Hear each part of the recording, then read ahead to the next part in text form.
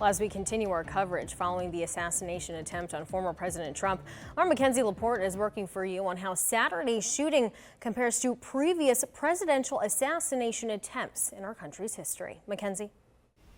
That's right. After sitting down with professors in the state of Illinois, there are several similarities with Donald Trump's recent attack compared to Ronald Reagan's attack in the 80s, which brought both Democrats and Republicans to be a united front. However, with the state of the political environment now, history may not repeat itself. Before the assassination attempt on former President Donald Trump on July 13, 2024, there hadn't been a similar attack since 1981. That year, former President Ronald Reagan was leaving a speech in D.C. when he was shot by John Hinckley Jr. History professor Justin Coffey at Quincy University shared Reagan's approval rating skyrocketed after the incident, leading many people to believe the same could happen for Donald Trump. It's likely that this assassination attempt is going to benefit Donald Trump politically right now and in the election. Coffey is also speculating that Trump might not be the only one who gained support from this. As late as Saturday afternoon, all the political talk was about dropping Joe Biden as the Democratic nominee. All that talk has now ceased. With Biden and his team's response on the night of the shooting, Coffey shared the current president was praised universally by both Democrats and Republicans. Kent Redfield, a retired political science professor, says it may be too soon to tell how this could impact the 2024 presidential election. How dramatically this is going to change things in terms of what happens 4 months from now, that's very difficult to predict.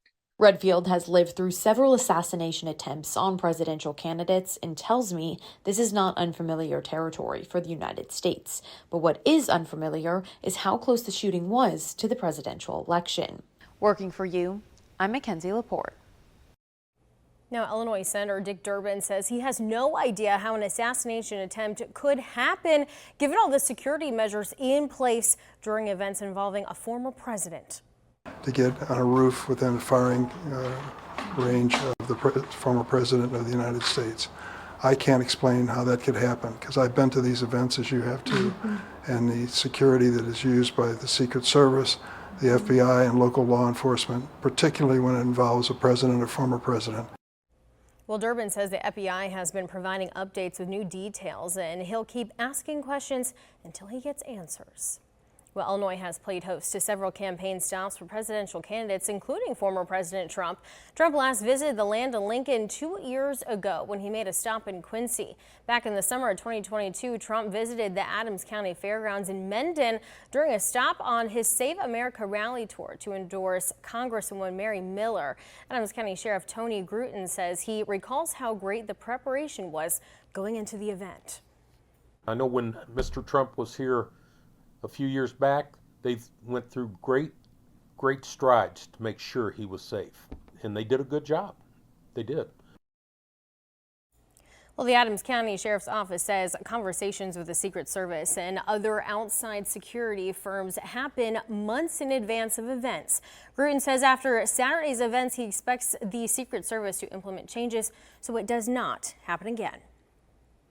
Well, the next half hour, we're taking a look at the hard question Secret Service is facing over their response to this attempted assassination, what critics are now saying about the shooting.